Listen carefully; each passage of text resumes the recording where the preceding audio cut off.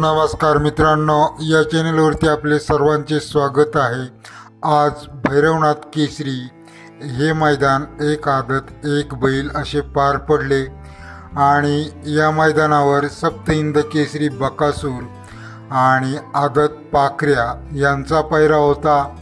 गट पास या मैदानावर त्यांनी चांगल्या फरकाने केलेला होता आणि शेमीसुद्धा चांगल्या फरकाने पास झालेले होते। तसे पाहावयास गेल्यास शेमीमध्ये अटीतटीची लढत पाहावयास मिळाली आणि फायनलला सुद्धा अटीतटीची लढत या मैदानावर बकासूर आणि पाखऱ्या व इतर गाड्यांच्यात झाली आणि या गाडीला म्हणजेच बकासूर आणि आदत पाखऱ्या हा नवीनच पैरा होता, तर यांना या मैदानावर दुसरा क्रमांक मिळालेला आहे।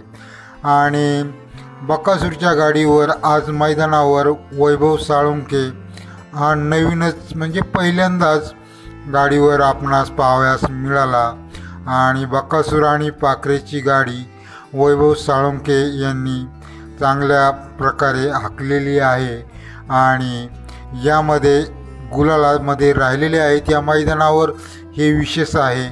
आता सध्या घडीला बकासूर हा प्रत्येक मैदानावर फायनलला असतोच, गुलालामध्ये राहत असतोच।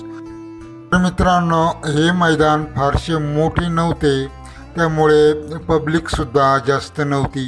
प्रथम क्रमांकासाठी टू व्हीलर होती आणि एक मानाची ढाल आणि त्या खालोखाल बक्षिसे होती।